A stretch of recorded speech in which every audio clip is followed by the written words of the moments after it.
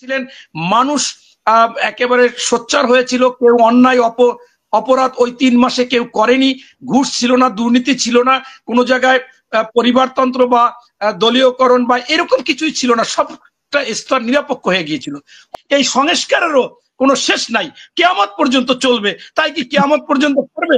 এইটা আগে শুনলাম, এবং প্রত্যেকটা টিভি চ্যানেল আপনারা এই ডিম আগে না মুরগি আগে এইগুলো নিয়ে আসলেন।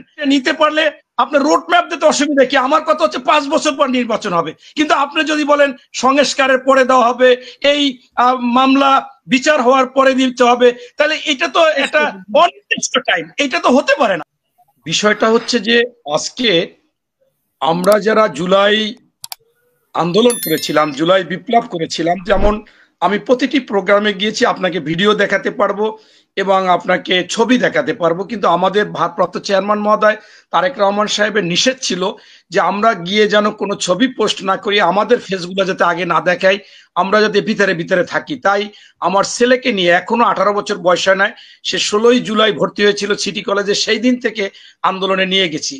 এর একটা বড় কারণ ছিল যে বিএনপির 65 লক্ষ লোকের নামে মামলা, তাদের বিচার হওয়া শুরু করে দিয়েছিল, পিঠ দেয়ালে ঠেকে গেছিল। এটা আমার জন্য, আমার বাঁচার জন্য, আমি আমার সন্তান, আমার স্ত্রী, আমার ছেলে মেয়েদেরকে নিয়ে, আত্মীয় স্বজনকে নিয়ে সবসময় চেয়েছি যে আন্দোলন সংগ্রাম করে যদি ফ্যাসিস্টকে বিতাড়িত করা যায়, তাহলে আমরা কমপক্ষে সেই মিথ্যা ষড়যন্ত্রমূলক মামলাগুলো থেকে রক্ষা পাবো, রেহাই পাবো, বাড়িঘরে যেতে পারবো, বাড়িঘরে থাকতে পারতাম না। পাশাপাশি রাজনৈতিকীয় ব্যাপার আমাদের বৃহৎভাবে ছিলেন। তাই আপনারা দেখেছেন যে এই আন্দোলনের পর আপনার জামাতের আমির বড় বড় 3টি প্রোগ্রামে বলেছে যে জুলাই আগস্ট বিপ্লবের মহানায়ক হচ্ছেন তারেক রহমান। এখন কেন বলেছে, কিসের জন্য বলেছে, আমি এই বিতর্কে তর্কে যাব না, কিন্তু এটাকে অস্বীকার করা যাবে না যে বাংলাদেশের 53টি নিবন্ধিত অনিবন্ধিত দল এবং ছাত্র জনতা যে এই সময় আন্দোলনের শেষে ছাত্রদের উপর আস্থা রেখে সবাই নেমেছিলেন, সেটা সকলেরই অবদান কম বেশি আছে এবং ছিল। তাই আজকে আমরা যে জিনিসটা দেখতেছি, যে আপনি দেখেছিলেন যে 91 সালে স্বৈরাচার ফ্যাসিস্টের বিরুদ্ধে আমরা আন্দোলন করেছি, আমি প্রত্যেকটা আন্দোলন সংগ্রামে ছিলাম, আমি রাবার বুলেট বিদ্ধ হয়েছি, একাধিকবার গ্রেপ্তার হয়েছি। সেই সময় কিন্তু 9 বছরের স্বৈরাচারের যে বিভিন্ন অপকর্ম, বিভিন্ন দুর্নীতি বা যা যা আপনারা বলবেন যে অসাংগঠনিক কাজবাজ, সেটাকে কিন্তু 3 মাসে তৎকালীন বিচারপতি সভাপতি সারা বাংলাদেশে নিরপেক্ষ করে ফেলেছিলেন এবং নির্বাচনে নিরপেক্ষ করে ফেলেছিলেন। মানুষ একেবারে সোচ্চার হয়েছিল, কেউ অন্যায় অপরাধ ওই 3 মাসে কেউ করেনি। ঘুষ ছিল না, দুর্নীতি ছিল না, কোনো জায়গায় পরিবারতন্ত্র বা দলীয়করণ বা এরকম কিছুই ছিল না, সবটা স্তর নিরপেক্ষ হয়ে গিয়েছিল। অথচ এইবার এসে বিভিন্ন রকমের কথা আমরা দেখেছিলাম যে প্রফেসর ডক্টর ইউনূস সাহেব প্রথম এসেই বলেছিলেন যে আমাদের এই জুলাই বিপ্লব আন্দোলনের মূল আমাদের হচ্ছে যে আমাদের স্বচ্ছ পরিচ্ছন্ন ভোট অধিকার, এবং সেই ভোট অধিকার হবে এবং একটা নির্বাচন হবে নিরপেক্ষ। এরপর যারা শহীদ হয়েছে, যারা এই অপকর্মের সাথে, খুনের সাথে জড়িত, তাদেরকে আপনার গ্রেপ্তার করা হবে, আইনের বিচার করা হবে। কিন্তু পরবর্তীতে আমরা দেখলাম যে বিভিন্ন ভাবে বিভিন্ন জনে যে কথাবার্তা বলেছে তা বলার, আজকে কেউ বলেছে যে সংস্কার আগে নাকি আপনার ওই নির্বাচন আগে, তাহলে তো তাদেরকে চলে যেতে হবে মুরগির খোপে, কারণ মুরগির খোপে গিয়ে দেখতে হবে আমরা সেই জীবনের শুরু থেকে শুনেছিলাম ডিম আগে না মুরগি আগে, আসলে এর শুরু হওয়া কখনো হবে না। সংস্কার ছাড়া এটা কি অযৌক্তিক? ডিম আগে না মুরগি আগে, বা সংস্কার আগে না নির্বাচন আগে?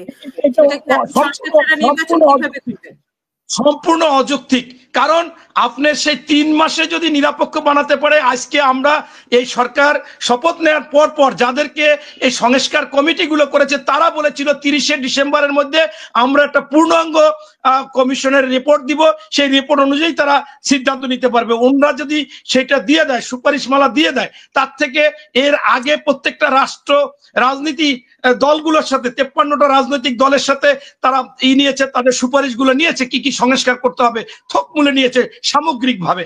সেইটা নেয়ার পরে এটা তো সময়ের ব্যাপার না, এখন ডিসেম্বরে দেওয়ার কথা, সেখানে অনেকে জানুয়ারি 15 তারিখ করেছে, 20 তারিখ করেছে, 25 তারিখ করেছে।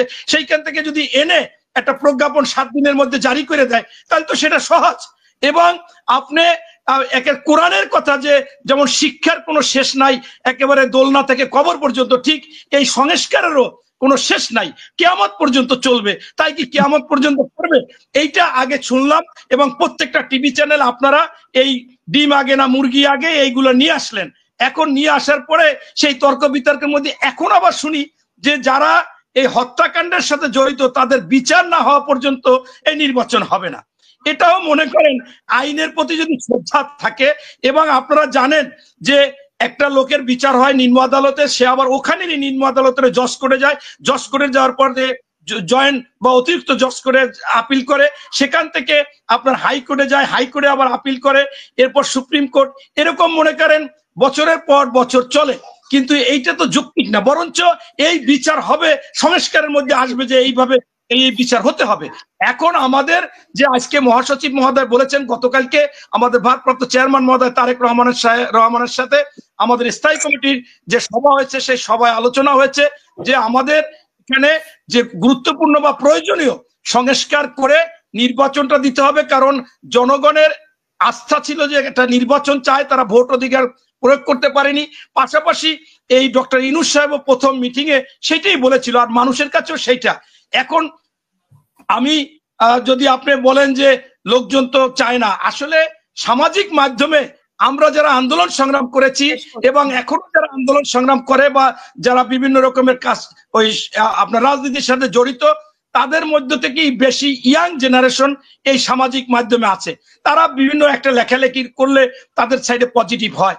বাস্তবতা হচ্ছে যে জনগণের ভোট অধিকার, সুশাসন, সুনীতি এবং গণতন্ত্র ফিরিয়ে আনতে হলে এবং এই দুর্নীতিবাজদের বিরুদ্ধে অ্যাকশন নিতে গেলে সেখানে একটা জবাবদিহি সরকার আসতে হবে, সেটা হতে হবে নির্বাচিত সরকার।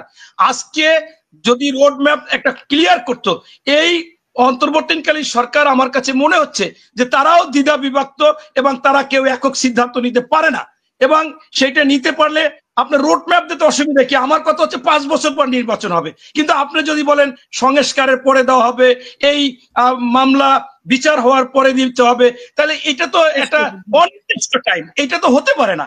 আপনার কাছে যদি আপনি একজন নাগরিক হয়ে কোথাও থেকে যদি আপনি লোন আনেন, ধার আনেন, আপনার নিয়ম থাকবে যে আমি অমুক তারিখে দেব, আপনার ক্যাপাসিটি বুঝে। সেইটা যদি আপনি না দিয়ে বলেন যে আমি তোমাকে সুবিধা মতো দেব, কোন সময় দেবো, এটা তো হতে পারে না। আমি বলতে চাচ্ছি যে স্বচ্ছতা হচ্ছে এরকম একটা বিষয় যে এখানে একটা রোড ম্যাপ শুরুতেই দেওয়া উচিত ছিল, যে আমরা এই 1.5 বছর 1 বছর, ওনারা বলছে এইটা সম্ভব হলে ডিসেম্বরের মধ্যে হবে, সম্ভব না হলে আরো 6 মাস বাড়তে পারে। এর মধ্যে আবার নতুন করে হলো যে এই যারা গণহত্যাকারী, যারা অর্থ পাচার করেছে, তাদের বিচার শেষ না হওয়া পর্যন্ত নির্বাচন হবে না, এইটা আবার আরেকটা গ্রুপ বলতেছেন। হ্যাঁ, এবং টকশোতে আমি দেখি বিভিন্ন চ্যানেলে বলতেছে।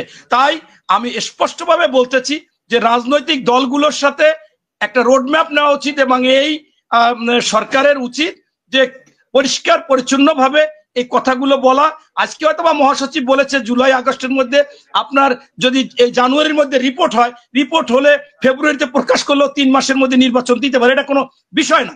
কিন্তু বিষয়টা হচ্ছে যে আপনি আরো 2 মাস বাড়ান, আলোচনা করেন, কিন্তু সেটা তো করতে চান না। ইতিমধ্যে আপনারা দেখেছেন যে জুলাই আগস্ট ঘোষণাপত্র, সেইটাও এটা একটা নতুন ওনাদের একটা চিন্তা ভাবনা, চাওয়া পাওয়া, সেটা নিয়েও আবার বোঝায় আগামী দিন প্রকাশ পাইতে চাইছিল। সেটা আবার আমরা দেখলাম যে প্রধান উপদেষ্টার দপ্তর থেকে বলা হয়েছে যে এটা 16 তারিখে বসে একটা জাতীয় ঐক্য পৌঁছাবে। কিন্তু এইগুলো যদি প্রতিদিন এরকম ডিলে করা হয়, এটা জনগণের আকাঙ্ক্ষা, এবং আমি মনে করতেছি যে এই সরকারের মূল বিষয়গুলো উচিত ছিল আইসি সিন্ডিকেট নিয়ন্ত্রণ করা, সন্ত্রাস দমন করা, দখলবাজ দমন করা, এবং আইন শৃঙ্খলা বাহিনীকে যথাযথ প্রয়োগ করা এবং আমলাদেরকে প্রয়োগ করা। আমরা দেখতেছি প্রতিটি স্তরে এখনো ঘুষ চলতেছে, দুর্নীতি চলতেছে। 15 দিন 20 দিন থেমেছিল, এখন সব জায়গায় সবকিছু স্বাভাবিকভাবে সেই সিন্ডিকেট চলতেছে।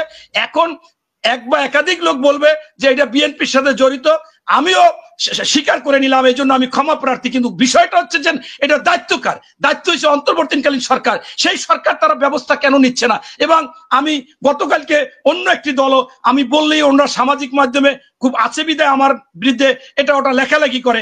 আপনার দেখেন যে গাজীপুরে যাই আসামি নিতে চাচ্ছে আওয়ামী লীগের, কারণ এরা বলছে পরে জামাত করেছে। আবার আরেক জায়গায় কুমিল্লাতে সেখানে কলেজের একজনকে বাইর করে দিচ্ছে, জামাত দখল নিচ্ছে। এরপর তারাও করতেছে, হয়তো বিএনপি বড় দল, বেশি করতেছে, কিন্তু তার থেকে আমাদের বিএনপি থেকে কিন্তু ধন্যবাদ আপনাকে। জি আপনাকে অসংখ্য ধন্যবাদ, শুনবো আবার।